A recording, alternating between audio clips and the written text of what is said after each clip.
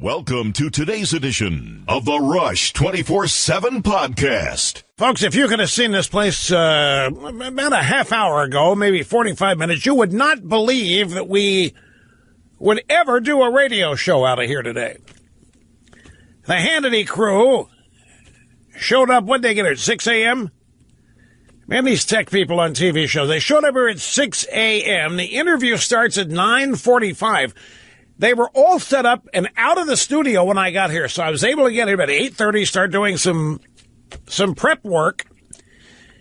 Hannity and his crew roll in here about 9:15 or 9:20. We start the interview at 9:45. It's over, then they start tearing down, and they're gone. It's amazing. There's no evidence that anybody was here, and yet there must have been 35 people in this building, all told. But that interview went longer than 45 minutes, didn't it? Or was it about 45? I didn't check the clock either way. But it's a two-parter on the Hannity Show on the Fox News Channel tonight. Part 1 at 9 o'clock, and tomorrow night, part 2. And it was awesome, folks. For once, I'm kind of eager to see it. I never want to watch myself on TV. I never like it. But everybody just raving about this. Snerdley was raving about it. Catherine was raving about it. Dawn was raving about it. Not, when they don't like it, they say so. So, that's that. My niece is on the Hannity staff. She was here today. The Commie Babe makeup artist. Deborah does not look a day older than, she's aging so well. It's incredible. No, it's not good makeup in her case. She told me her kids now are 21 and 17. And when she was the makeup specialist for Rush Limbaugh, the TV show, how many kids? It's just, anyway, thanks for being with us today, folks. The telephone number, if you want to be on the program, is 800-282-2882. By the way, a full court press is on to get me to do TV again. You should have seen this. They were coming at me from even the lighting and sound people. You really do need to be back on TV. Full court press. I'm beginning to think now the caller we had yesterday about this was a staged, set-up caller by somebody who wants this to happen. Okay, the two big news items today are the tax cut that was announced. The president and Republicans in the House announced this sweeping tax reform plan. And, of course, the latest in the National Football League. And it defies common sense what is happening in the NFL. There's a headline today in a Green Bay newspaper that the Packers are prepared to defy their fans, the Packers players. And you know something? That's pretty much a good way to describe what is happening in this whole thing in the NFL. It's the fans are being defied. And I'll give you a little heads up. I told Hannity the NFL interview kind of got Snerdley said, you really got emotional during that. And I didn't start to cry. Don't think of that. But what's happening in the NFL rips my heart out. And they are. I don't think the NFL knows who their audience is. Or if they do, they're embarrassed of it. But the NFL viewer, the average target marketing of the NFL is not trying to get a white wine and brie sipping cheese eater. These are people that buy Ford F-150s and buy beer by the case. And it's like the NFL's trying to market to left-wing social justice warrior snowflakes, and that's not who's watching the game, and that's not who's going to make the game. Those are the people that wish the game didn't exist as it does. It's amazing to watch this happen. Everybody knows where the public opinion comes down on this, and they are going against it, and that is the corruption that the left brings to something. So we'll get into that a little later. There's a Thursday night game. It's the Bears and the Packers in Green Bay tonight. And Aaron Rodgers, the quarterback, has asked all the fans to link arms. The fans don't want to do this. The fans don't want this stuff brought into the stadium. The fans don't want to have a political test. They don't have to pass or fail. They just want these guys to play football. What the fans are paying to see, they're not paying people to see They're not paying to see people diss the flag. And by the way, everybody's walking that back now, because they know they're losing this on the PR side. They're, well, this is not disrespecting the flag. This is not disrespecting America. This is nothing about it. Yes, it is. It's about the NFL being used now to advance the leftist agenda. And the NFL itself is under target because the left doesn't like it, period, because of what it stands for. It stands for much of what they don't like. Strong, masculine, rugged individualism with unified team concepts. Patriotism, love of country, uniquely American game. You go to college campuses, folks, and they are now teaching courses on how to demasculinize men, or demasculate men. They really are. We've mentioned it to you. I don't know how many people remember, but masculinity is under assault, just like white privilege is under assault.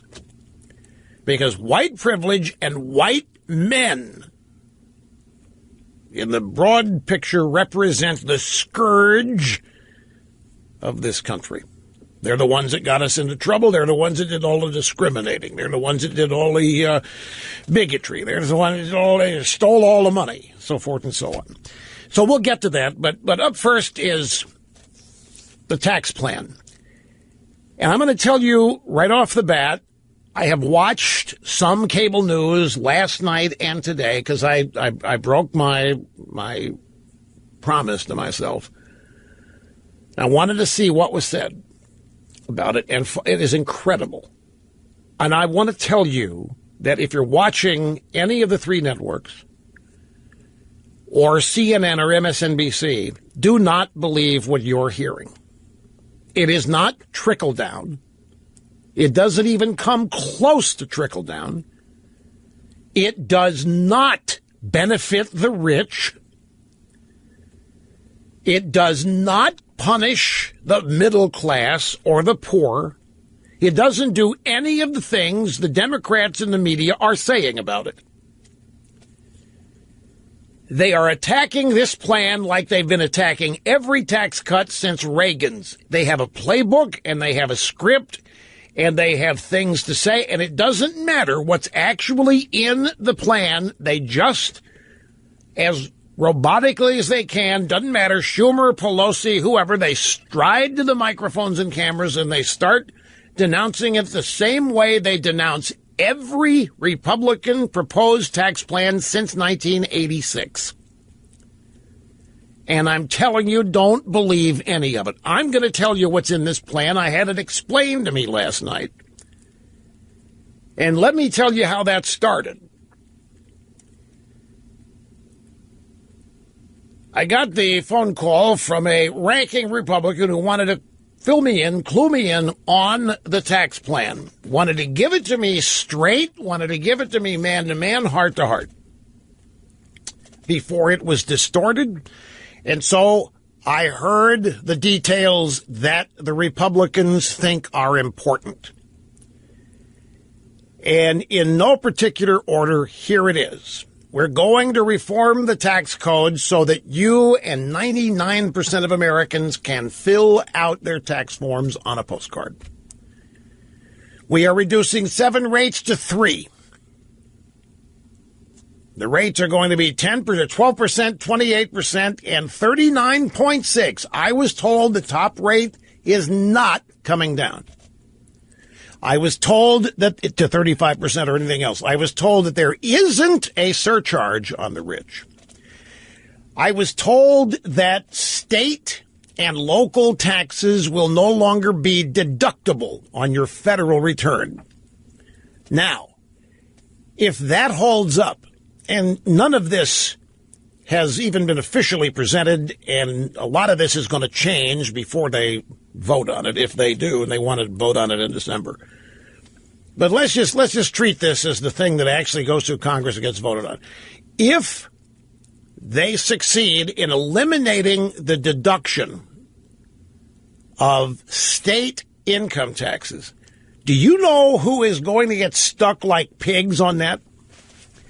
People who live in blue states California, the top income tax rate in California is 13%. That is a lot of money to everybody. I don't care what income level you are in California, your tax rate is high, and you're paying a lot, and you're no longer going to be able to deduct it. Most of the people in California are Democrats. This is going to starve state governments of a lot of money. A lot of money. When people cannot deduct their state income taxes, and these blue states are going to have to get a little austere or something because they're going to be financially hit by this. There are some red states that have significantly high income tax rates, but mostly they're blue. Illinois, California, New York. And if this holds up, they're going to be paying through the nose. Then there was talk that property taxes would also not be deductible, but that supposedly is not true as it stands now. You will be able to deduct your property taxes from your income tax. The standard deduction, the exemption, has been doubled from $12,000 to $24,000. The alternative minimum tax has been gotten rid of. That is so huge. And that is the reason, and the corporate tax rate reduction, those are the two things that have Schumer and Pelosi and the Democrats running around calling this the usual Republican tax cut for the rich when it isn't. The rich are not going to have their taxes cut. Their tax rate is I was told, is probably not going to change. It's going to be up to what happens in the committees. And then I was told the reason why is that President Trump did this.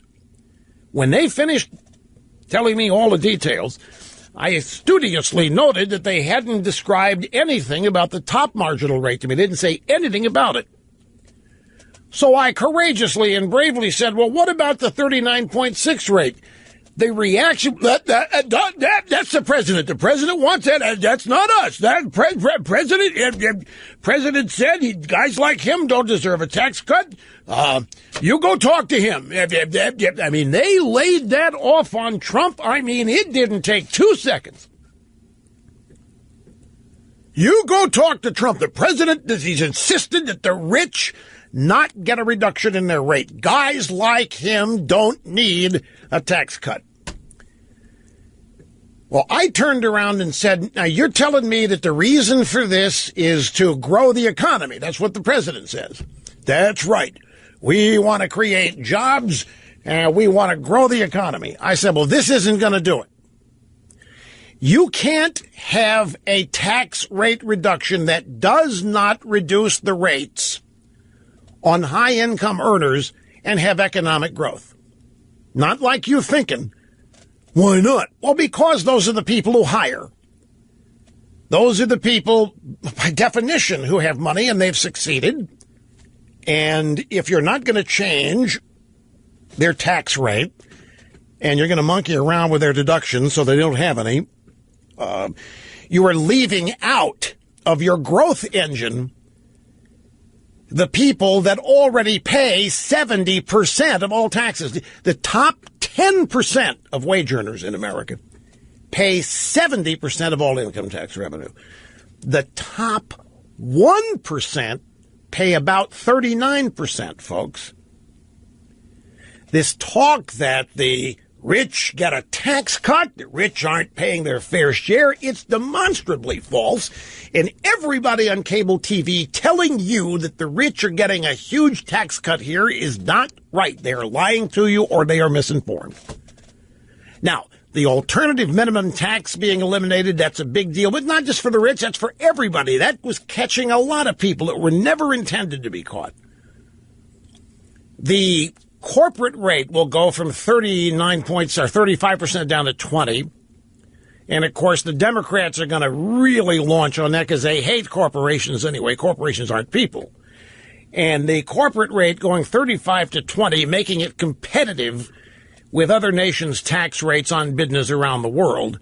Sensible thing to do, but here come the Democrats demagoguing it. Well, that's a tax break for the rich. It's not. There are people that work for corporations who benefit from the corporations showing more profit, which means they hire more people. It's just absurd to continue after all these years to listen to the usual lies and demagoguery from these people, which does not change. Now, there's another key element of this, and for lack of a better term, I'm going to call it the subchapter S pass-through. There are a number of, the estate tax is ending, and that's another way the rich are going to get really, really richer. The Democrats think when you die that the government ought to get over half of your estate. This tax plan thinks that the inheritors should not have to give up half of what was earned to the government. So the estate tax has been blown away. Schumer and Pelosi and the media are going to be harping on that as a tax break for the rich. And the subchapter S pass-through, the way this works, this plan would cap the tax rate on businesses whose income is reported on individual returns. You know, if you own a small business, you can file your business return, your subchapter S, on your personal tax form. If you have a sole proprietorship or a sub S, and the pass-through, that's pass-through, the income of your business passes through to your personal tax form, your personal life. The new rate on that's going to be 25%. That's good, too. 25% pass-through rate on income earned by subchapter S and sole proprietors. Now, the L.A. Times doesn't like this. The problem with this provision is that in jurisdictions where it's already been enacted, like Kansas under the Tea Party Governor Sam Brownback, everybody from freelancers and petty contractors to huge partnerships are able to redefine ordinary income as business income to avoid any state income tax at all. I'll explain that. This is nothing new. Anybody that is a small business, their accountant advises them, file a sub-S. Do your business as a sub-S. All these rules are there they've been set there by 535 members of Congress over the years. There are no loopholes here. This is the law. Anyway, on balance, this thing has a lot of good stuff in it, but it isn't a conservative tax plan. It's not a pro-growth essential tax plan. There is another aspect of this tax plan that's also very good. You know, the American corporations that have billions and billions of dollars parked overseas because of the high corporate tax rate. Here, Apple Incorporated, one of the greatest examples. They've got a cash pile of around $265 billion, and almost, I think, 70% of it is held overseas. And they don't report it as income here. They don't want to pay 35% on it. Their effective rate actually ends up being 26 to 24% every year, or every quarter. But they, for the most part, keep it parked in parts of the world where it has been earned at much more favorable tax rates. The repatriation rate is going to be a one-time rate of like 5.25%. Companies are going to be hard-pressed not to take advantage of this. It's a really, everybody's been asking for it. Let's see if they meant it. Welcome back. Great to have you, Rush Limbaugh, the cutting edge of societal evolution. There's a statistic that is thrown around about taxes, and I find when I use it that a lot of people nod and they don't say, and I can tell they don't believe it. But half of the American people do not pay any income taxes. And it has been this way for quite a while. It's been this way since it started in the 1980s and it intensified in the 1990s. It's all part of the Democrat Party's class warfare and class envy business. And yet, while we now reach a point where 50% of American taxpayers don't pay any income tax, now they pay other taxes. They pay, if they're working, payroll taxes, of course. And they'll pay property tax if they own property, and they will pay, phone tax, gasoline tax, that stuff. But income tax, half of American taxpayers don't pay the income tax.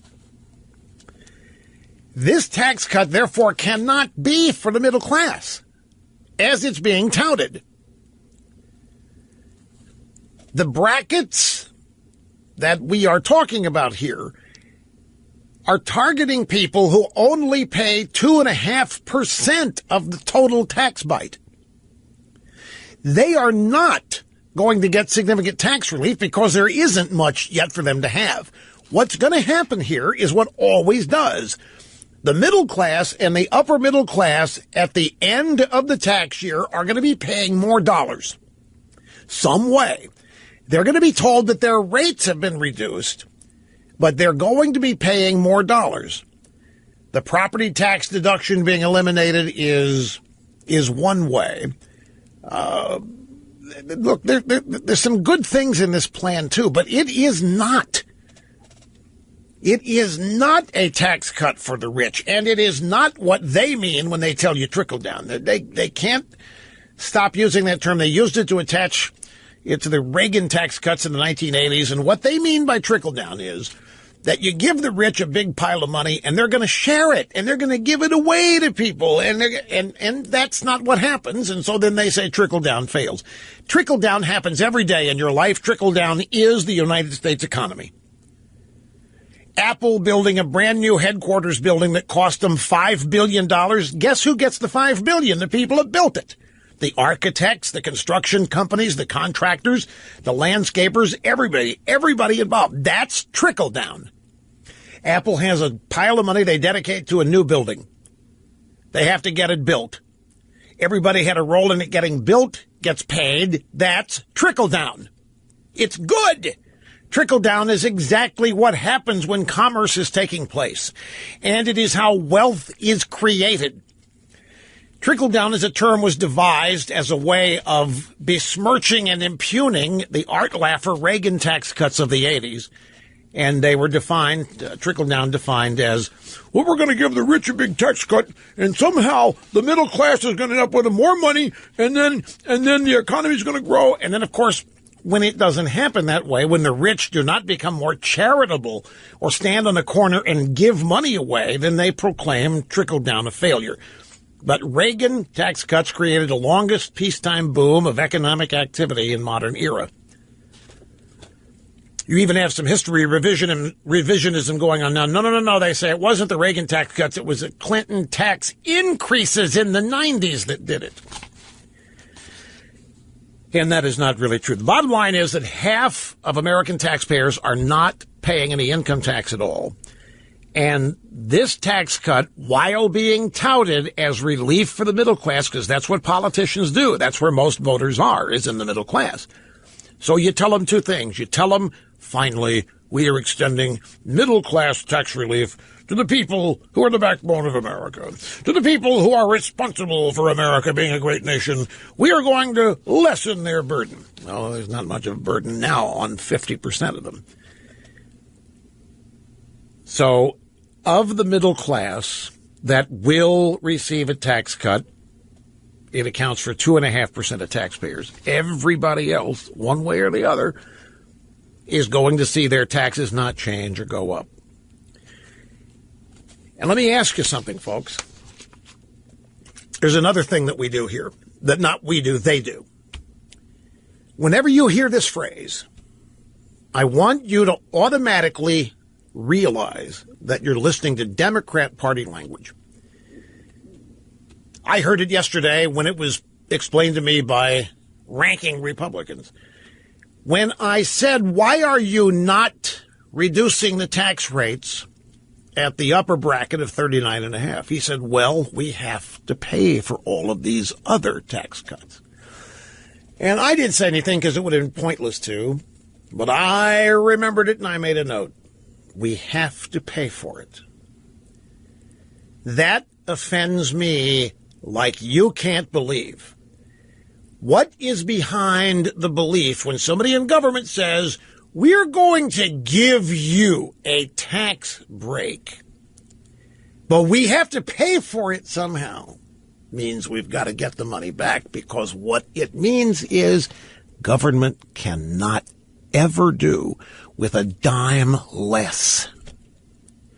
And so if these people in their static analysis conclude that these tax plans are going to, quote unquote, cost the government, just making up a number here, $100 million, then they're going to find a way to get $100 million from somebody else in user fees or taxes or whatever, so that the government breaks even or ends up with more.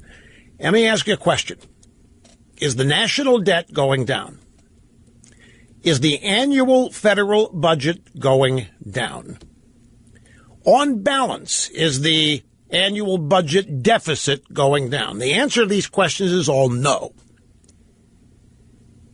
It doesn't matter if you have Republicans or Democrats pitching their economic plans or tax plans. The government always grows. You end up paying more no matter what. The government always grows. The government will never, ever do with less. And, of course, the government isn't doing with less. And it's not your fault. You're not running things. You don't set policy. There are 535 people who do that. Those numbers change. Well, the number doesn't change. The people that comprise those numbers change. People win elections, lose elections. They get appointed to a cabinet post or leave a cabinet post. But there are 535 people who determine all of this. And they all pretty much talk the same way. And none of it ever ends up really happening the way they say. There isn't going to be an overall reduction in the amount of money government collects from taxes with this plan or anything else. So if you know that to be true, if the government is not going to collect any less, then somebody tell me where the tax cuts are. Well, they are there. Certain groups are going to benefit some other way. Other groups are going to pay more. The way it was explained to me is the safest way Washington has found. Just soak the rich, blame the rich, and say, we're going to pay for tax relief for the very crucial, important middle class by not cutting the taxes of the rich. Okay, so we're going to demonize achievers. We're going to demonize the successful. We are going to pit the successful against the middle class, lower middle class, or what have you. So we're going to divide the country on the basis of this. We're going to create class warfare and class envy, and we're going to have people, we're going to try to make people resent the rich, which is not new. That's been going on since the beginning of time. People do that on their own anyway, without being egged on. But we live in a time where everybody on the left is preaching unity and getting along, and this doesn't do that. This continues to capitalize on divisions, capitalize on resentment. There are a lot of people in the middle class who are not going to get any tax relief, but they're going to be told that's okay. It's okay, but the rich are going to get soaked here. The rich are going to be paying more than their fair share, and that evens it all out. It doesn't help anybody else, except they've been conditioned to feel good when the government punishes or soaks someone else. And individually, when you go through the ingredients of the tax plan, there are individually a lot of good things here. You won't find them mentioned in the media. The media will not find one good thing about this. The repatriation tax rate, getting foreign money back on American shores, is good. The reduction in the pass-through rate, the subchapter S, to 25% is good. Capital gains staying where it is good. Alternative minimum tax being abolished is good. But then they remove the deductibility of state and local taxes, and that's going to hit a lot of people more than you think. People love deductions. Deductions are how people think they're screwing the government. They're a psychological thing. It's like people who love getting a big refund every April. They think they're really, really stuck into the government. They tricked the government. Look how much the government's giving me. You're not tricking anybody. You get a big refund. It just means that you let the government keep your money for a whole year at no interest in exchange for giving it back to you in a big lump sum that you don't usually see in your day-to-day life. So it appears to be a win-win. But I keep coming back to the idea that they're touting this as fueling the engine of growth. But you can't, that isn't going to happen if you leave the top earners' rate the same. Reagan cut taxes over a period of 8 years from a top marginal rate of 70 to 28%. And you know the drill. The amount of taxes collected doubled from $500 billion to almost $1 trillion in 8 years by reducing tax rates. 70% to 28%. Eisenhower, Kennedy cut them from 90% to 70%. Kennedy cut taxes in the 60s, too. And that caused an economic revival. So it is known how to do this. The Democrat Party hates this. They don't like you keeping more of your money. They want you to think you are. But you're not. Look at how big government is, and look how often it grows, and look by how much. You're not keeping more of your money. And you know it. You look at your disposable income. You look at the net, what gets deposited in your account every pay period, and you know you're not paying any less in taxes. And there hasn't been a significant tax cut since George W. Bush in the early 2000s. Anyway, that's an overview of this. Oh, and the Republicans are, just to reiterate, when you talk to them about the top rate and why it isn't going to be reduced, well, that's the president. You're going to talk to President Trump is insisting that the rich not get a break. Because he doesn't think the rich people like him don't need any more. But that's the way Democrats talk. It's not their job to determine who needs what. And we go down that path and allow government to start determining who needs what, then they're going to start determining everybody's income. And they're going to start determining everybody's need for health care and need for food and need for drugs and need for whatever. It's none of their business what anybody needs, and it's not for them to decide. Got to take a break. We'll get back and get started on the phones. You want to weigh in on this right after this. Okay, let's get started on the phones. Here's Jeff in Minneapolis. I'm glad that you called, sir. Great to have you here with us. Hello, Rush. You mentioned earlier about the 50% not paying any federal income tax. Right. No federal income. Half of American taxpayers pay no federal income tax, correct? Correct. And now I am one of those people. My wife and I made a choice.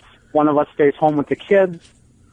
And so we make roughly right around $50,000. And we have never had anything taken out of our federal withholding. Every paycheck that comes, $0. Every state, the Department of Revenue for state, $0 comes out of us for every paycheck. We get a refund every year. Now, I don't know how it's called a refund, but it's called a refund of right around $7,000. I don't think people realize how that this is real.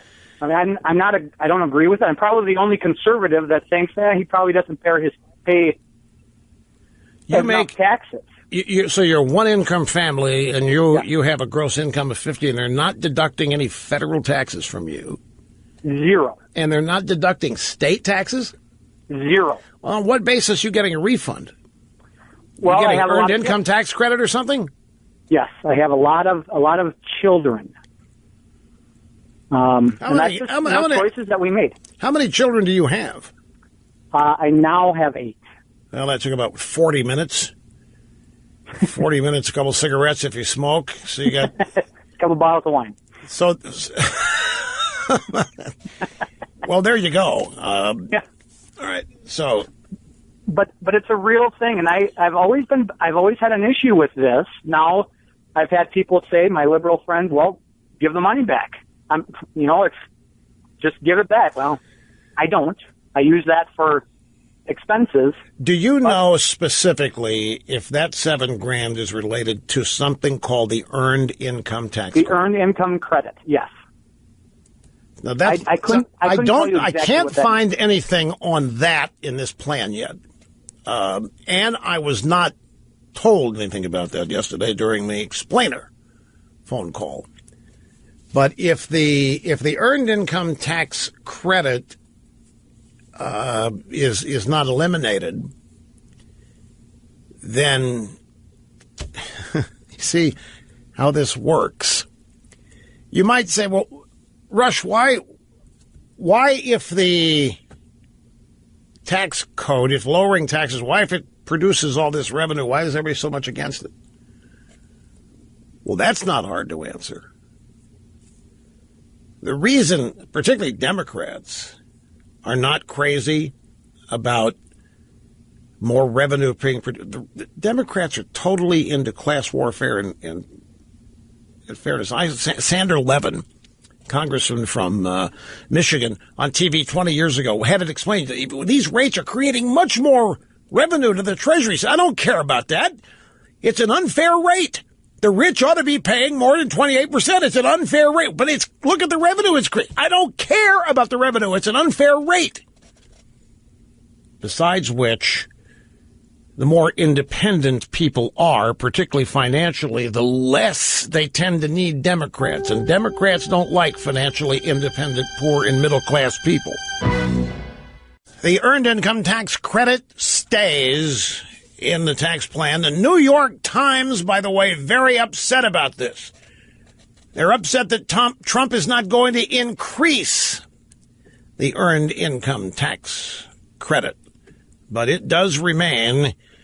That's how illegal immigrants get tax refunds, essentially. You know, this is an old Sam Kinison bit, but I can't help mention it. CNN's got a reporter down in Puerto Rico right now, and he's standing on one side of a river. And the Chiron graphic says, desperate Puerto Ricans forced to cross river. This guy was able to get there himself. He's probably got plenty of food and water for himself and his crew, and he's standing there watching a bunch of Puerto Ricans unable to get where he is. So he is where they are trying to go, and they can't get there, but he got there. And so he's standing there. Does he not have the ability to help them get to where why do they have to cross the river to get where this guy is? Well, crossing the river, very, very dangerous, I guess. They could drown in there, but this guy got to cross it somehow. A helicopter dropped him in or something. This has always amazed me about reporters at disaster sites. They are not starving. They are not dying of thirst. They're not in danger. And they're 10, 15, 20 feet away from reporting on people that are, who don't have it. The old Sam Kinison bit on this. Remember Sally Struthers? Some of you may remember the charity that she either was the face of or she ran. But she would be pictured next to a bunch of literally starving kids in Africa. She was not starving at this point in her life. And she's standing next to them, and she's looking in the camera. She's imploring people to send money. Won't you help? Can't you see these kids are starving? Look at those swollen bellies. Can't you see it? Doesn't it just rip your heart out? See, the camera is watching these people cross the river. This guy is already across the river where they're trying to get. It's the most mind-boggling thing in the world to me. What's going to happen if some people slip and die, start floating down streams? This guy just going, hey, look at this. A citizen of Puerto Rico just slipped and is floating downstream. How horrible this is. See how Trump doesn't care with this guy standing right there. Anyway, Sam Kinison said, Sally, you got those massive swollen bellies and starving kids. You know you've got a sandwich in your basket there. Give them a bite to eat, for crying out loud, instead of begging people on TV to send you some money. I mean, I laughed myself silly, but it was exactly right on point. Oh, now here's a close-up of the guy so that we can see across the river where there is a bulldozer trying to make the river crossable. How did the reporter get there? Did the reporter wade through the ravaging rivers with his camera crew in tow to get there? Why doesn't he just send a CNN helicopter to get them and bring them across? Look, I don't know everything on the ground there. That is my reaction as a viewer. Welcome back, folks. I am a viewer in this case, not a watcher. Earned income tax credit. Did some checking in the break. Can't find anything on it. It's not mentioned. USA Today says that it remains, but is untouched. But other sources, Washington Post says that top Republican officials haven't decided what to do with earned income tax credit. Do you know what that is, folks? The earned income tax credit is a way of assuming poor people earn money. You just assume they earn money, and the amount is based on a formula, the earned income, and then they get a credit on what their taxes would be if they earned it. They didn't earn it. We assume that they did, and then give them a tax rate based on what they didn't pay. Now, the typical Washington thinking behind this is that this is how we're going to reward people who work, who try to get a job, as opposed to sit there and just cash welfare checks or food stamps or whatever. But this is all part and parcel of that statistic that 50% of income taxpayers in America don't pay any income tax. The earned income tax credit ends up giving essentially tax refunds because an earned amount of income is assumed, is calculated, and then they calculate what tax rate and what taxes would have been paid on that assumed income. And then after assuming the person paid the income, paid the tax, then they refund it. The only thing missing is that nobody paid anything. It's a scam. It is a way for a lot of illegal immigrants capitalize on this, but a lot of poor Americans do too. You can't blame them. Hey, it's these people in Washington setting up the rules. You know, we oftentimes sit there and blame the participants, but how can you blame them? If you tell a group of people, you know what?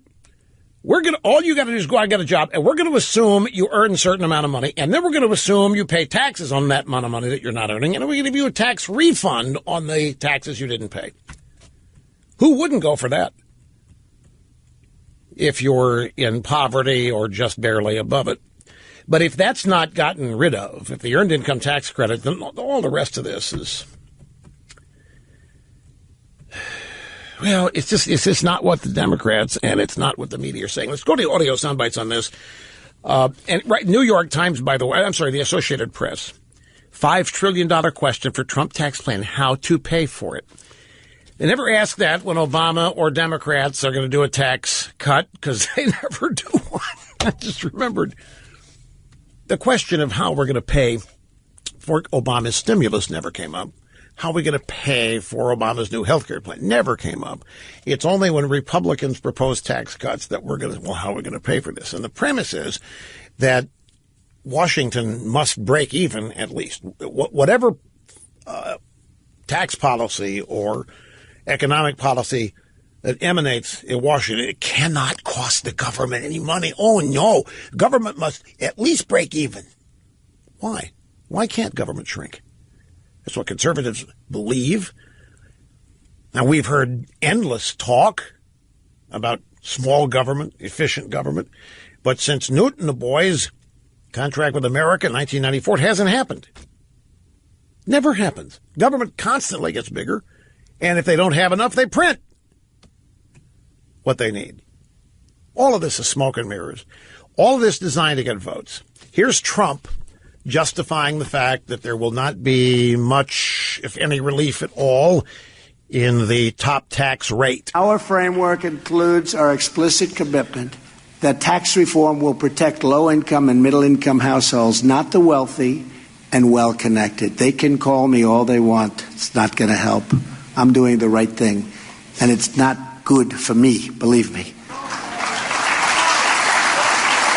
But what is good for me, not only as president and legacy, what is good for me is if everything takes off like a rocket ship, like it should have for 20 years. That's good for me. That's good for everyone. Okay, now, right there's populism. That is pure. Some might say it's liberal. It's a derivative of Democrat Party class warfare rhetoric. Our framework includes our explicit commitment that tax reform will protect low incomes and middle income households, not the wealthy and the well-connected. They can call me all they want. It isn't going to help. So you see, we continue to demonize high earners and high taxpayers. We demonize them. Somehow, it's not fair. So we demonize them, and then we punish them. When everybody else is getting a tax break, they don't. And this is called fairness. What it really is how to get votes from the middle class. With this is a pure populist approach. This is not a conservative approach to tax reform whatsoever. On this one, President Trump is who he is. He is a full-fledged nationalist populist, and this tax policy indicates that. That's fine. That's who he is. I've told everybody he's not a conservative. He's not an ideologue. And he thinks that there is great political value in telling the country that the well-connected and the rich aren't going to get anything. He is of the belief that a lot of people react favorably to the news that the rich are going to get soaked or that the rich are not going to benefit when everybody else does. That doesn't promote growth. So that's the problem. They talk about this being a pro-growth plan. I'm just using the numbers here, folks. I couldn't care less personally either. The fact of the matter is the growth engine requires people being hired, requires people being invested in small businesses and their growth. And if there's no incentive, and if the high earners who do all that don't have any additional discretional income to hire, if they're going to depend on employees to grow the economy, let's look at it that way. You depend on employees to grow the economy. Nothing wrong with employees, but employees, by definition, don't have equity stake. Employees don't invest unless they buy stock, but I mean, the management structure, the employees don't have any ownership. Something's going to have to happen for the employees to have more disposable income so that they can then create this economic activity. But the employees don't hire other people. They, by definition, get hired. So if you want growth, you're going to have the people who hire and who grow and who expand. You're going to have to find a way to get them more disposable income, too. If you leave them out, where's the growth going to come from? So I don't think, growth schmoth. Any tax plan that comes along that genuinely raises more money to Washington, the Democrats still unilaterally oppose it because they say the rates are unfair. So it isn't about revenue. And by the way, why would it be? They can print money whenever they want. I think the whole federal budget's a scam. When we have a $20 trillion national debt and a deficit every year that's inexorably high, with no fiscal discipline at all, why even have a budget? Why even talk about budget constraints when your entity, the government, can go print money? Or you go to the Federal Reserve and say, you know what? We need $5 trillion funneled to the stock market. We're going to call it quantitative easing. We need to print some money, give it to the stock market, because we want to infuse the stock market with new cash. It didn't cost anybody anything. And it worked. It grew the economy, but it grew the stock market. And they just printed the money. So I find all of this, we need to grow of course politicians want to grow the economy. That redounds to their favor if it happens on their watch. But that's not it's not going to happen as rapidly here as it could. Now, here's Schumer. This is classic. This is Schumer, Chuck U. Schumer, on the Senate floor yesterday. As I've said, there are some really good elements in this plan, folks. But listen to Chuck U. Listen to the way the Sorry, the Democrats want to deal with this. It's right out of the playbook. And what about the deficit? The chief economic advisor to President Trump, Gary Cohn, said the administration believes it, quote, can pay for the entire tax cut through growth, unquote, by using a dynamic scoring model. Gary Cohn comes from Goldman Sachs. If he used that funny kind of math at Goldman Sachs, he would have been kicked out. Dynamic scoring is fake math. No, it's Paying not. for tax cuts with growth is fake math. This idea that the administration can pay for a $5 to $7 trillion tax cut through growth is simply selling a bill of goods using fake math. It isn't. Dynamic scoring is exactly what ought to happen. Let me explain this to you again. Static scoring is what the CBO does. So you have the federal budget, and let's say that, I'm just going to pick a number because it's close. Federal budget, $3 trillion. Now somebody comes along and proposes a tax cut that on paper is $1 trillion. And so the static scores, oh my God, government's going to be without government's going to lose $1 trillion and is only going to collect $2 trillion. Oh, wait. So then they have to find a way to pay for it. Well, nothing is static. If you give people in the country a tax cut combined total of $1 trillion, those people are in fact going to increase economic activity because they're going to have more money to spend or invest or whatever. You're taking the money out of Washington and you're putting it back in the economy. There's only one thing that can happen, even if they save it. It grows the economy. It takes the money out of Washington and grows the economy. But the CBO doesn't count any of that activity that will take place after people get their tax cut. They stick there with the static. Oh, my God, government's out $1 trillion. And that's when you hear the language, we got to find a way to pay for it. So if they've given a tax cut over here to Joe Schmo and his buddies, that's $1 trillion, then they're going to go raise taxes or fees or somewhere else to regain that $1 trillion. And guess what? There's no net new money in the economy, and government hasn't shrunk.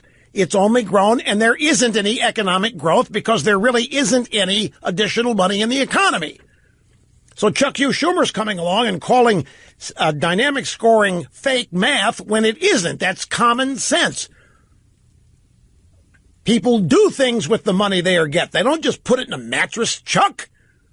This is how these Democrats lie through their teeth about this. How in the world did Reagan cut taxes from 70 to 28% in 8 years and double the amount of money that was created by the tax code? How did that happen?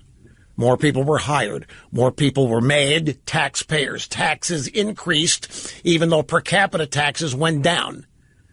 More people paying taxes meant a lower per tax payment per person, but the combined total was way up. That's dynamic scoring, and it's damn time somebody did it.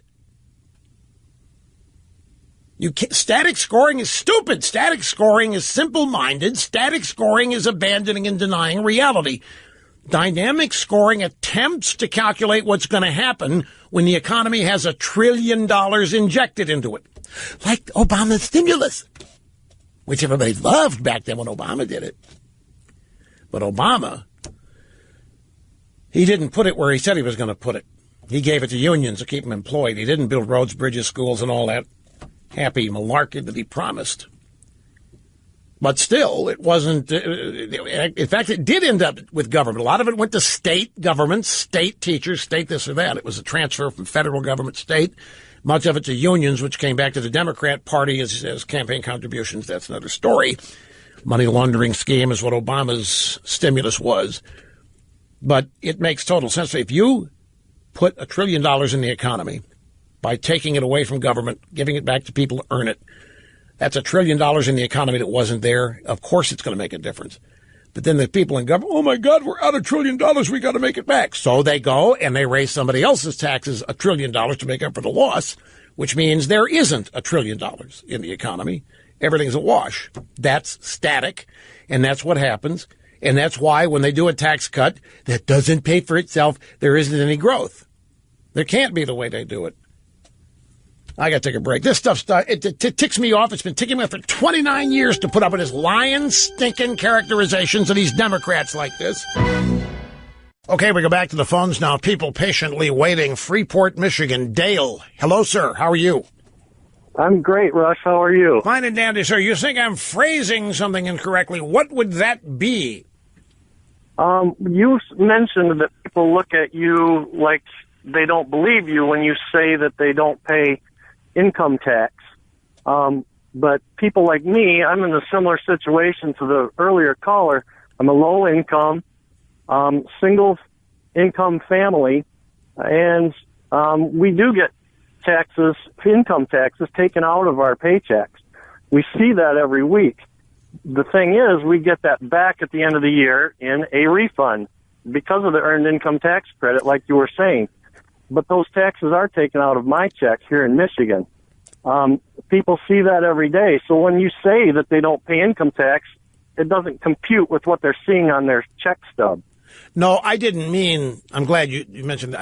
I didn't mean people like you who are getting your refund in addition to what you paid. When I talk to my friends, when I talk to anybody, just give them the stat that half of American doesn't pay it. They don't believe it. They don't believe the statistic, no matter who. I mean, some people by now understand it, but I'm saying, I would wager you that when I first said it on this program that there were some doubting. Oh, come on. Half of America doesn't. That's typical right-wing BS. And I was just trying to make the point that it is true. Like Dale said, his taxes are deducted every year, every pay period, but he gets it all back and then some with the earned income tax credit. So when it's all in, he's not paying any taxes, even though he's deducted from every week or every 2 weeks, whatever his pay period is. I'll tell you, whenever taxes come up as a discussion topic like this, I am continually amazed at the questions and reaction things I say get. I just checked the email during the break. Rush, you didn't pick up on an inconsistency. These people are lying to you. The first caller said that he benefits the earned income tax credit, but that he didn't pay any taxes during the year. His weren't deducted. Then this guy, Rush, just said that his are deducted. So which is it? Are these guys lying to you, or do you not understand? I said neither one of them are lying. The first guy had 8 kids, plus him and his wife, and maybe a mistress or two, who knows? He's claiming at least 10 deductions on his W-4. So, given how much he earns, none was deducted because he has all the dependents. The second guy had deductions taken out because he didn't have nearly as many dependents. You know the W-4, when you get hired, you fill out, that determines what your deductions are every pay period, how much is withheld. And it's based on the exemption you're going to get and how much you're able to deduct per child and dependents in your household. That would be your wife or your husband, depending on who's the breadwinner. And so you used to not have to say that, but now you have to say that or you get in trouble with the feminazis. But it was clearly, I mean, you're making $50,000, you got 8 kids, I guarantee you. You're probably going to have zip, nothing withheld or very little. If you only have 1 or 2 kids, you're going to have some withheld. But the point is, when it all is done for at the end of the tax year, both of them are getting a refund of more than they paid, which in both cases is 0. And that is the earned income tax credit because they both work. The earned income tax credit was set up as a guise.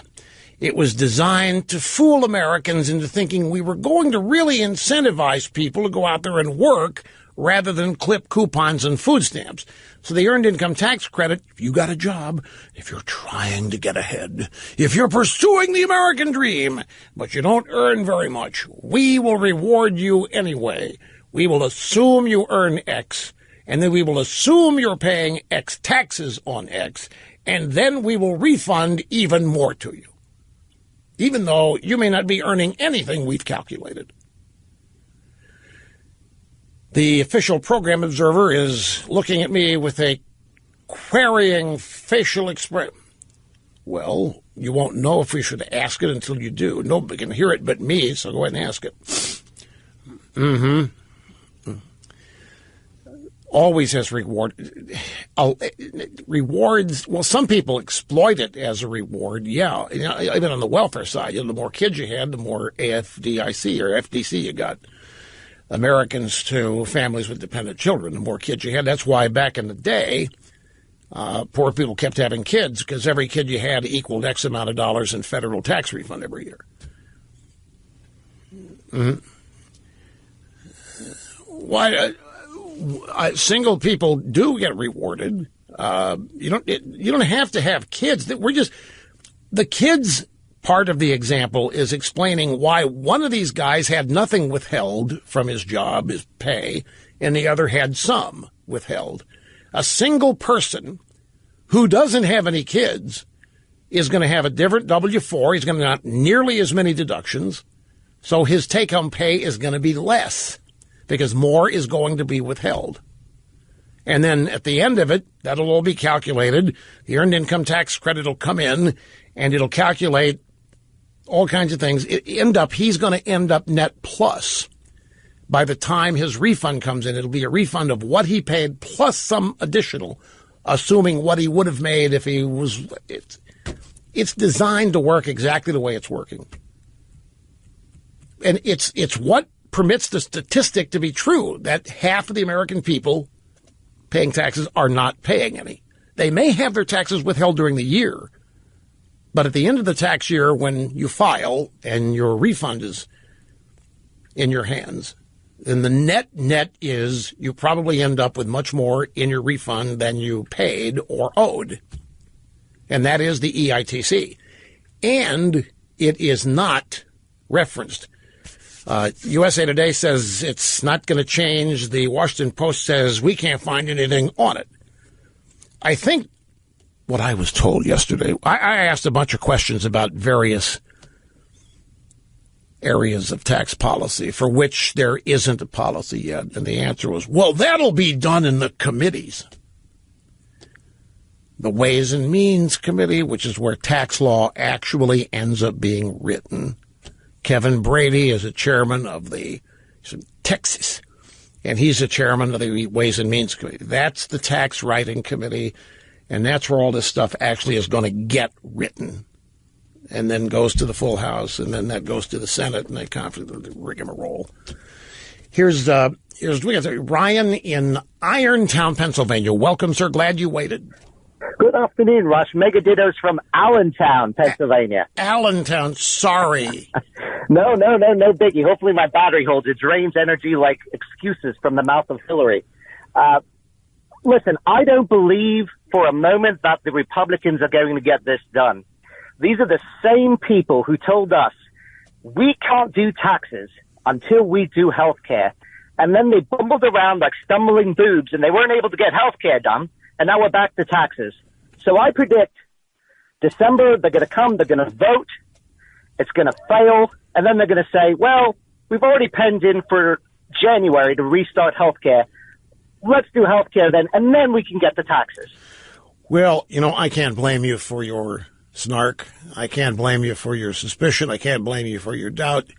I can't blame you for your lack of trust. You're only using intelligence guided by experience. I don't know what's going to happen with this. Your guess is as good as mine. The thing that confuses me, well, it doesn't confuse me because I understand this, but it still does confuse me in a way.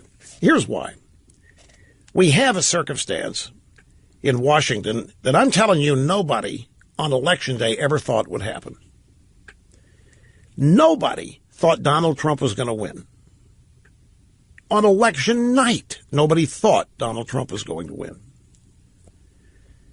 Everybody in the establishment, because they believe their polls and they believe their experts in the media and they believe their own instinct, do not doubt me, they were convinced that Trump was going to lose and lose in a landslide.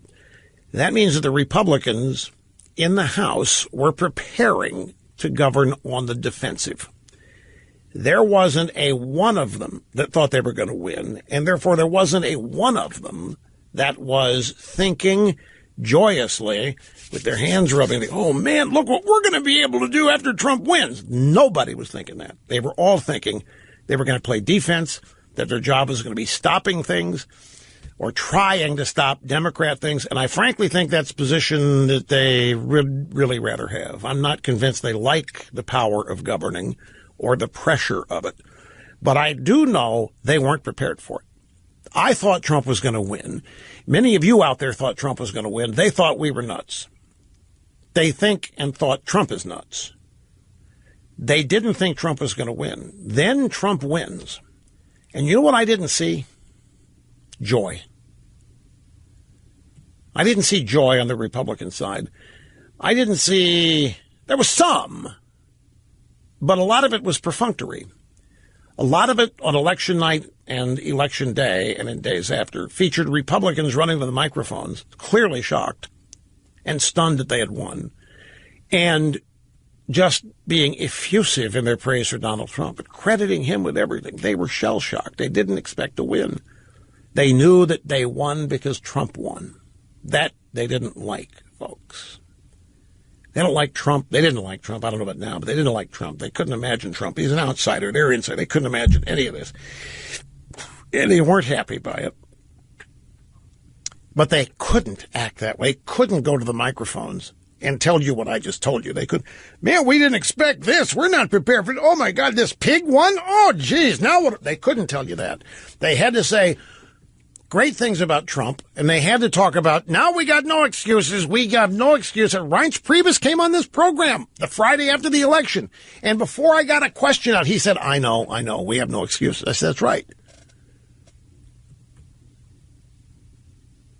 But there wasn't any joy.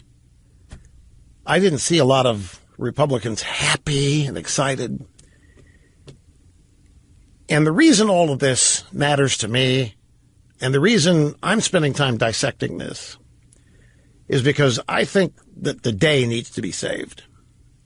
I told Hannity today in this interview something that I've been saying the last couple of days. But folks, it's always something cool about seeing it said on TV. You don't want to miss it. I said, we are never going to have this opportunity again in our lifetimes. We are never going to have the White House and the House and the Senate. We are never in our lifetimes going to have this happen again, and I can't believe how little is being done with it. Even from a party standpoint. Forget conservatism. I don't even see the Republican Party trying to take advantage of this. And we know why. This is not what the donors wanted. This is not what K Street wanted. This is not what the establishment wanted. And just like the NFL owners are having to choose, oh my gosh, who do we side with? Our players who are disrespecting the game, disrespecting the flag, or do we side with our customers? They're siding with the players on balance. Well, the Republicans are not siding with their customers, the voters. They are siding with the people they are more afraid of. And that would be donors and influential, powerful policymakers, kingmakers. We don't know who these are. These are invisible people. The real power in the establishment is not an elected person. We don't know who it is. We might know who it is. I mean, but my point is they're not seeking fame. They're not leading it, but they have a lot of power over who does and says what. The establishment is a very, very old tradition, and it's steeped in all kinds of legacy tradition, and it believes that it alone runs that town, and therefore this country. And they weren't prepared for Trump, and they don't want Trump. And since Trump was elected, they have been trying to destroy Trump. And they still are, with the Mueller investigation, with the deep state intel leaks to the drive-by me. All of this is the establishment essentially saying, we don't like what the voters did, and we're going to try to overturn it.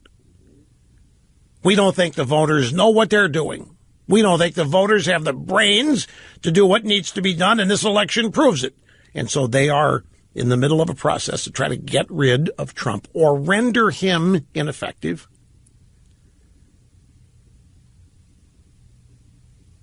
And what could be, the Republican Party could see the benefit to the party from all this if the Republicans would simply, if they would have in the past 6 months or in 6 next months, future, 3 months, just work for 3 months at moving Trump's agenda.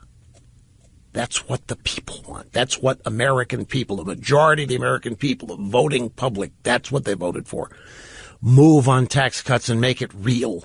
Move on repealing Obamacare and make it real. If they wanted to do it, they could do it. I mean, to fall back on the excuse, well, we only have 52 votes in the Senate. Even now with this tax cut, you hear what they're saying, and we're going to do it via reconciliation so they can't filibuster it.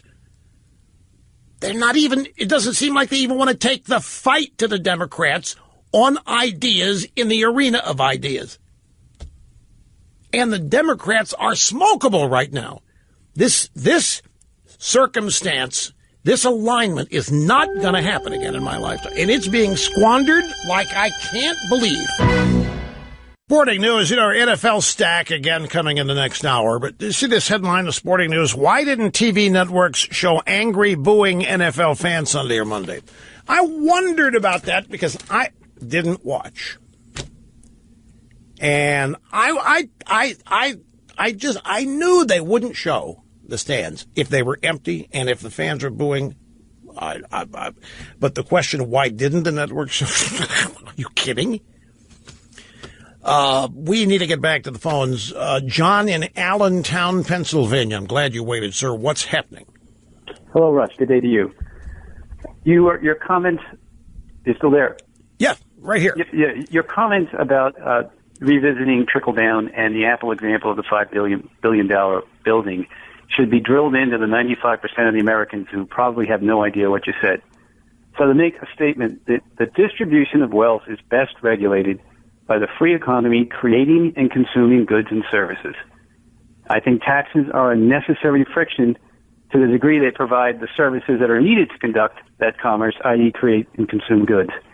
But and I think we were warned about this by Hamilton way back when, I think it was Federalist 21, where he warned against the excesses of taxes and said that a consumption tax would be self-regulating and we should never tax individuals' industry. I remember Hamilton rapping about that back then. That's right. Yeah, well, that's all people do. They see the play, but they don't have no idea what he actually wrote. And so the left, with the tax policies, continues to try to penalize the people who drive the actual creation of goods and services, which ultimately are the things that are consumed, which is what raises everybody's.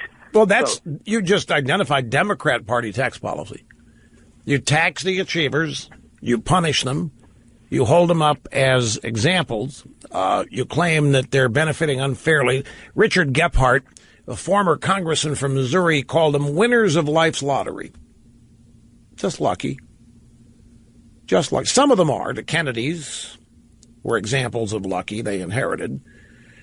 But studies have been done on millionaires and above, and the vast, vast, vast majority of it came from work, not the lotto or Vegas or inheritance. You really think that 95% of people who heard me would not understand my point describing what went in the building and designing of Apple's new headquarters as an example of trickle down? I guess he hung up it there.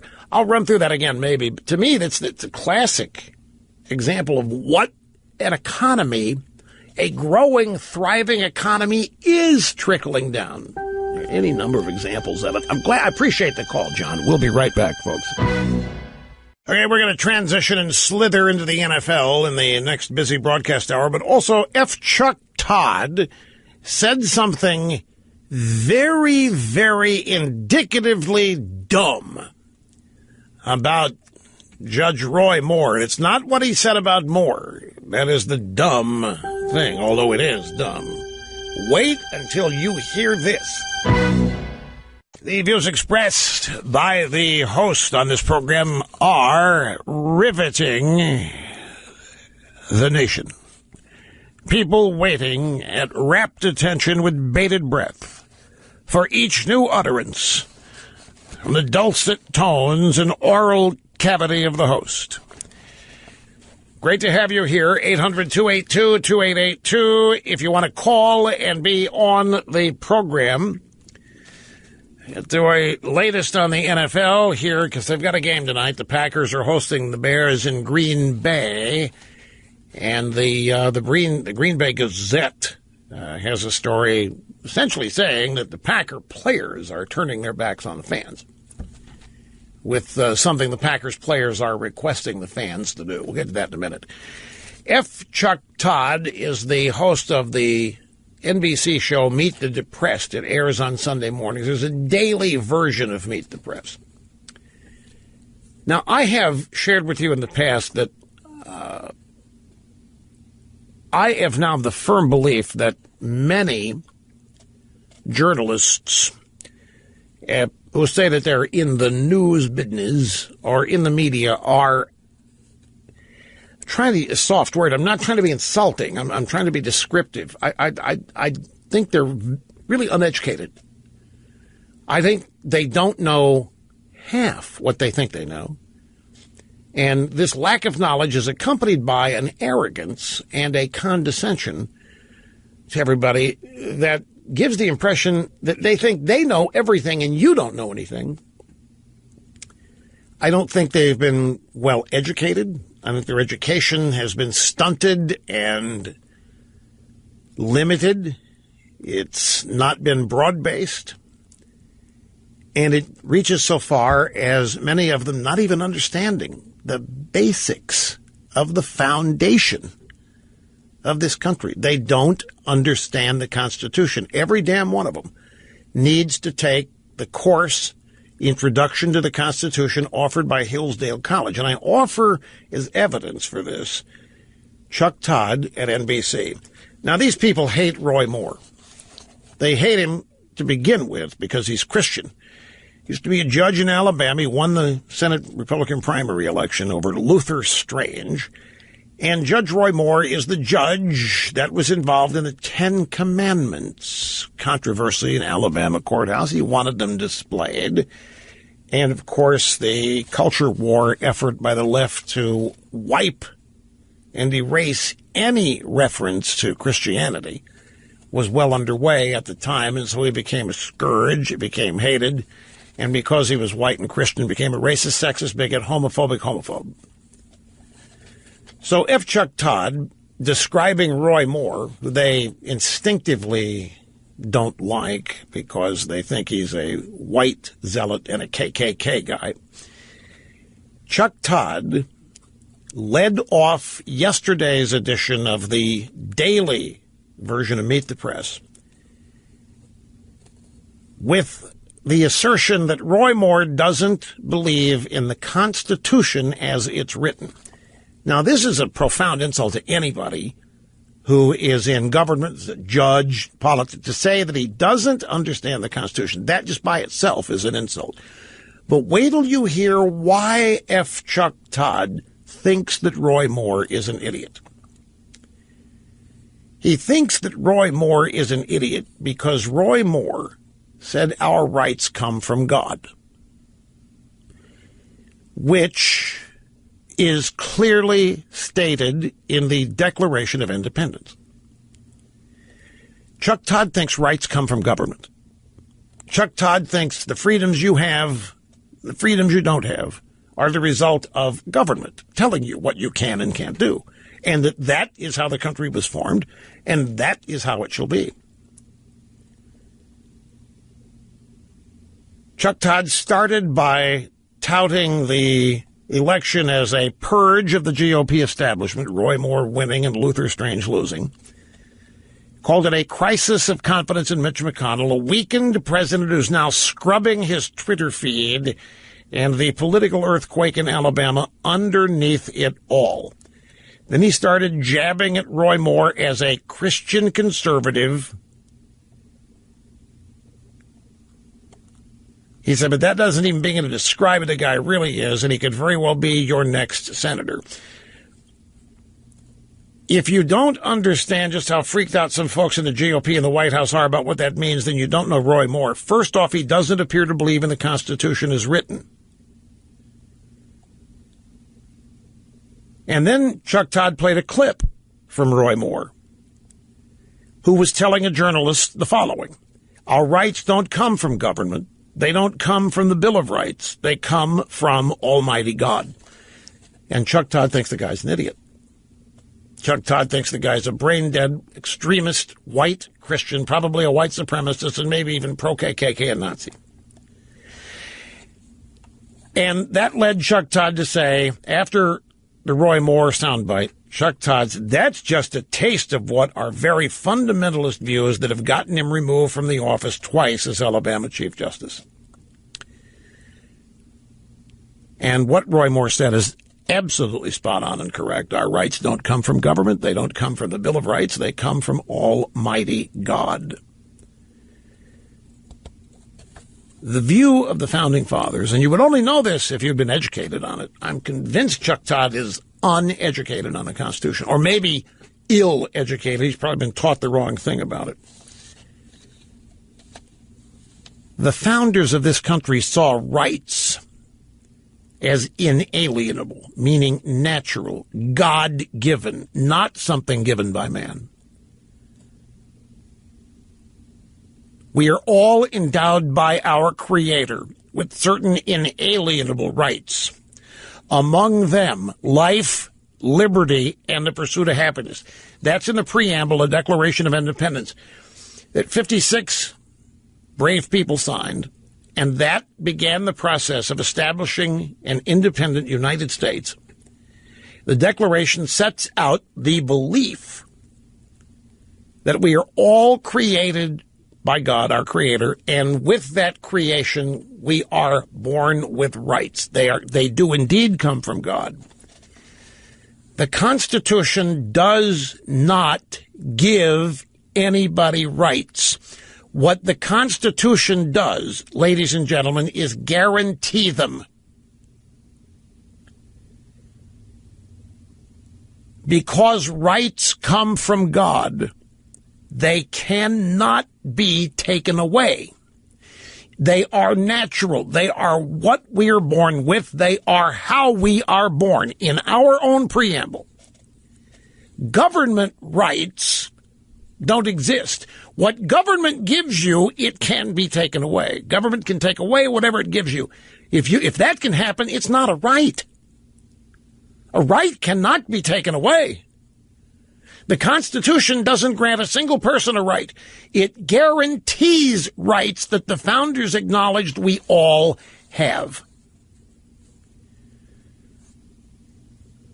Here's another way of looking at it. This is Ed Fulner, who was one of the founding members of the Heritage Foundation and president. He said, the Constitution doesn't grant us freedom. It permits government from taking it. And that's exactly why liberals hate it. The Constitution limits government. The Constitution doesn't empower government to proclaim rights because it can't. The founders didn't believe that rights came from government. The founders believed that the only thing government would do would be try to take them away from you or limit them. So they wrote a Constitution that limited what government could do. And Chuck Todd of NBC doesn't have the slightest idea. When he hears somebody properly reference the source of human rights, he thinks the guy is a conservative, wacko, Christian fanatic because he doesn't know that rights come from government. And I dare say Chuck Todd's not alone. I'd say virtually every other journalist of his generation probably thinks something similar. And a lot of average, ordinary Americans probably think the government. I know college students today, snowflakes, what have you, they think the government grants rights, and they think the government should be even more powerful to take away certain people's rights, like your right to free speech. But the Constitution doesn't grant you the right to free speech. It guarantees it. What the First Amendment says is that no law may be written to abridge your freedom of speech. That the state cannot write a law limiting your freedom of speech. First Amendment doesn't say government grants us all the right to say what we want except for these circumstances. That's what the left wants to be able to do. They want to be able to limit speech. And right now, the speech that many leftists want to eliminate is conservative speech. Republican speech, however you want to look at it. They think it ought not be permitted.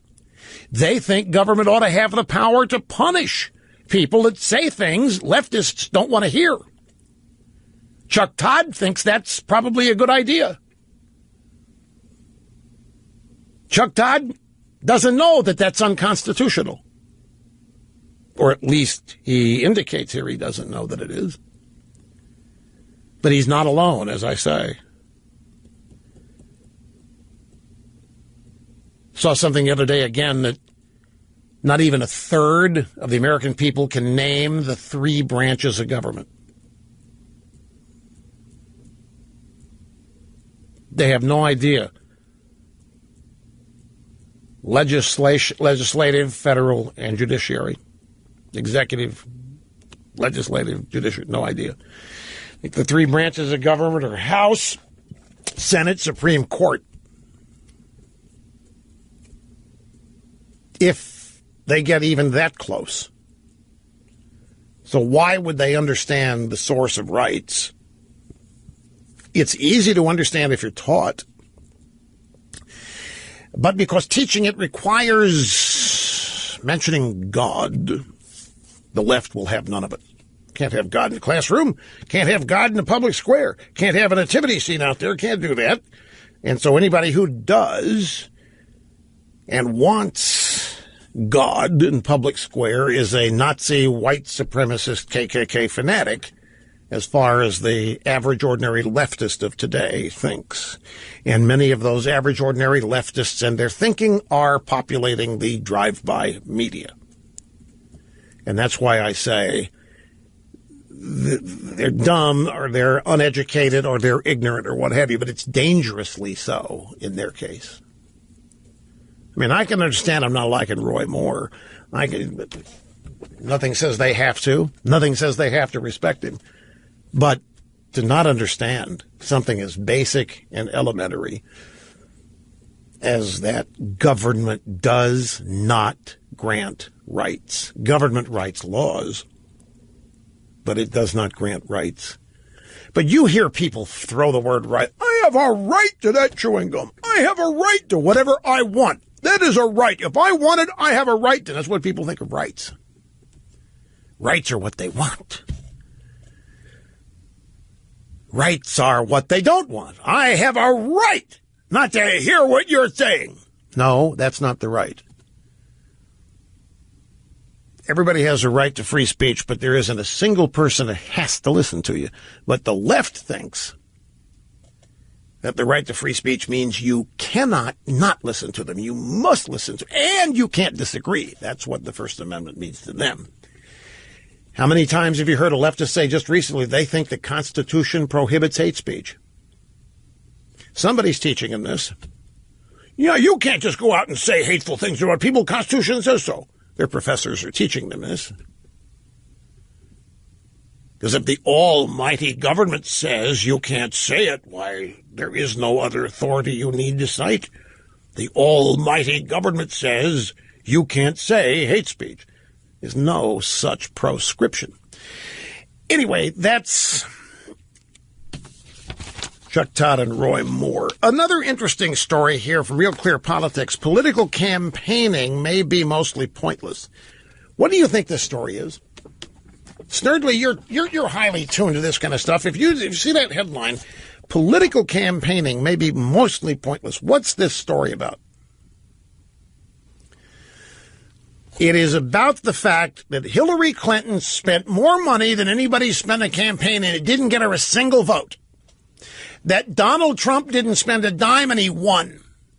And so, again, this is the political establishment being flipped upside down. Money has always equaled victory. Whoever had more of it won.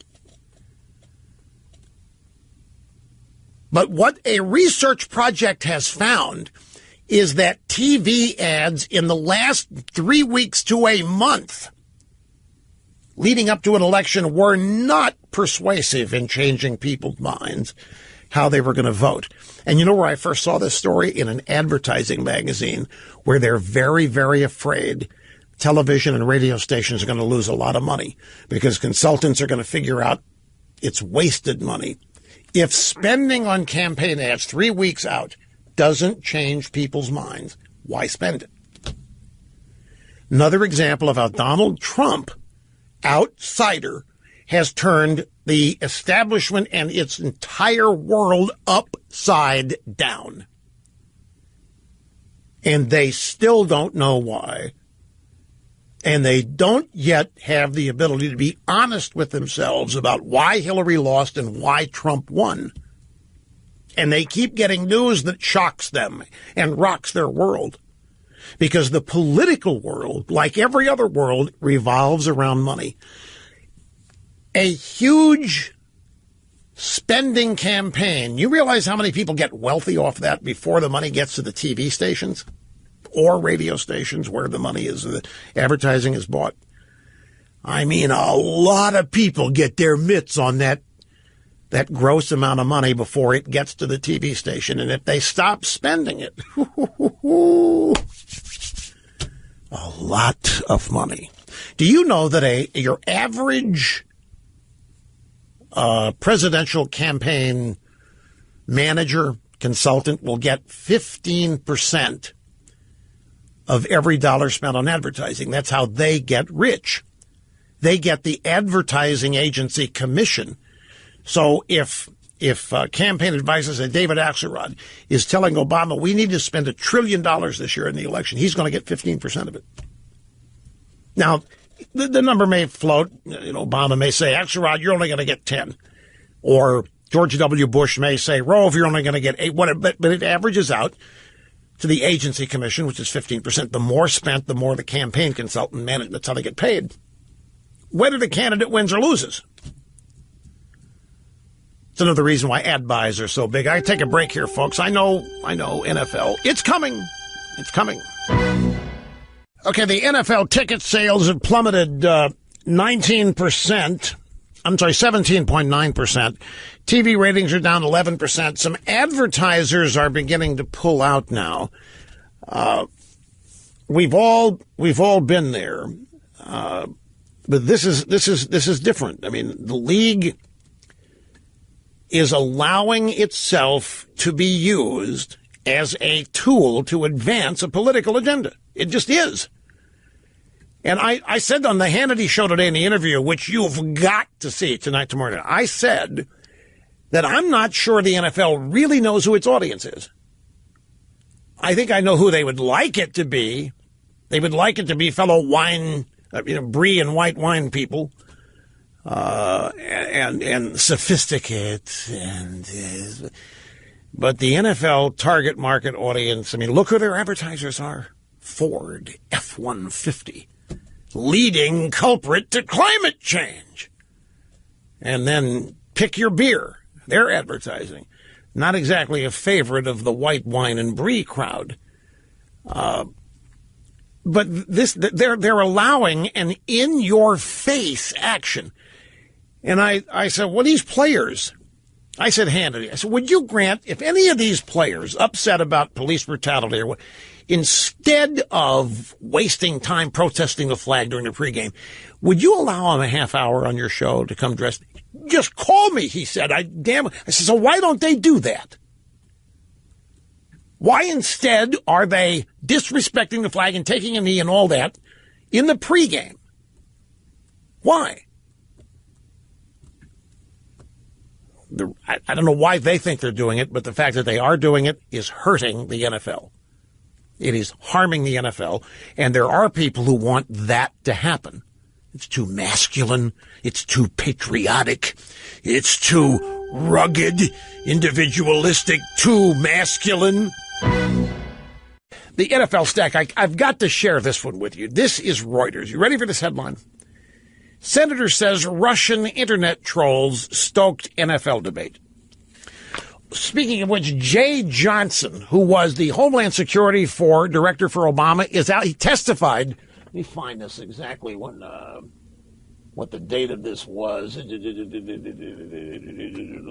Today, Jay Johnson testified today, told lawmakers he is unaware of any evidence showing cyber attacks affected voting in the 2016 presidential election. Obama's Director of Homeland Security today said no evidence for the umpteenth time of any cyber attack in the 2016 election.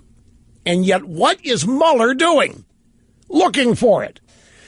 There isn't any. This from the Obama administration Homeland Security guy. But it doesn't matter because Russia stole the elections becomes something left believes. They just like so many of these NFL guys really believe hands up, don't shoot. Don't doubt me on that. They're still worked up. They think Michael Brown was surrendering, had his hands up, and was murdered in the back by a cop in Ferguson. You can't blame them. The media continued to report that long after it was established that it didn't happen. Media they trust. And now this guy, the Russians are responsible for everything that went wrong with the Democrats, is what they think. A U.S. senator yesterday said Russian internet trolls seeking to polarize Americans helped fuel a debate ignited by Trump over whether NFL players should have the right to kneel during the national anthem. The assertion was made by Republican James Lankford, comes as congressional investigators probing Moscow's alleged meddling of the presidential election are focusing on how Russian agents use social media to spread divisive political content. So the Russians are responsible for all these players taking a knee during the anthem. And a United States senator thinks so. And this mission statement, it comes, I'll tell you who's responsible for it, actually. Something called the Bipartisan Alliance for Securing Democracy, but they are not bipartisan. And their mission statement is, they're a bunch of leftists, and they're spreading this news around. The Russians are responsible for trolling the NFL and fans and causing all this to happen. I mean, folks, when I see stuff like this, I lose faith. I get deflated a little. How can sensible people believe this crap? And if they don't believe it, why go out and say it anyway? I know politics, but for crying out loud, the Russians are responsible for what's happening right now in the NFL?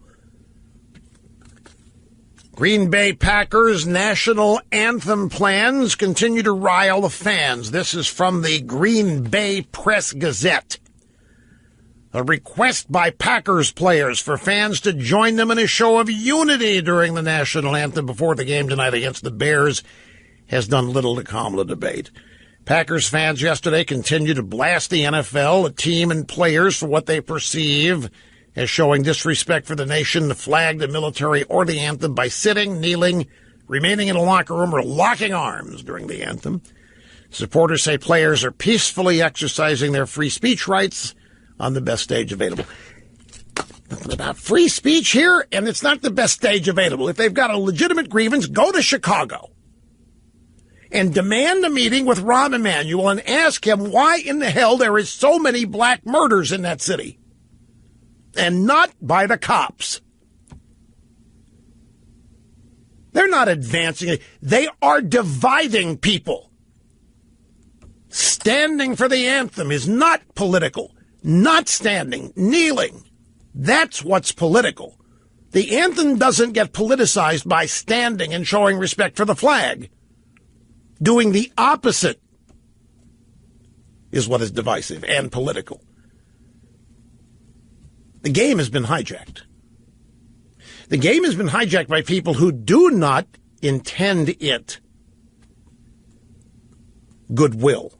The game is being hijacked by people who intend to harm.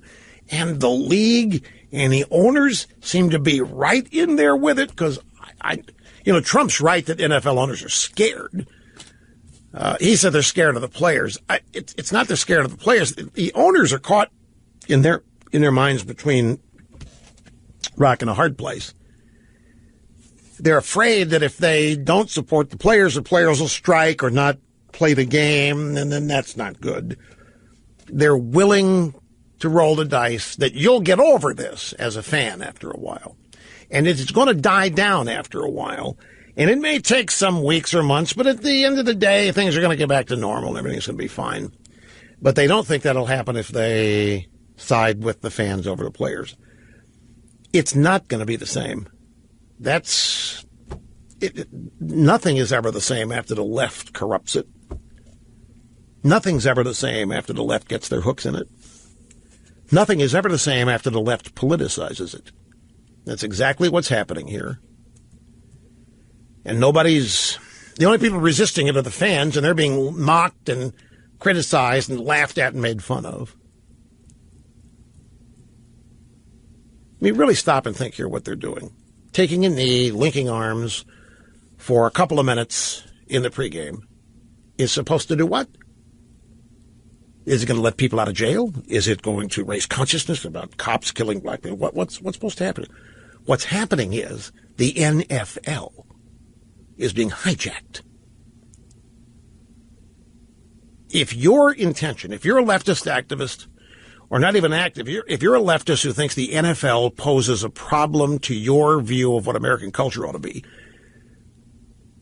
what would you do? You would find a way to depopularize it. How'd you do that? You'd find a way to make the fans mad. You'd find a way to keep the fans out of it. And they know who the fans are. They know the fans are patriotic, love the anthem, the ceremonies, the tradition, do things to tick those fans off so they stay away. It's working like a charm.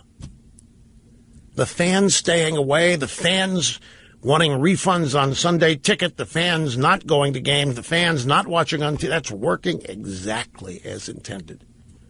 Do the NFL and players know this or not?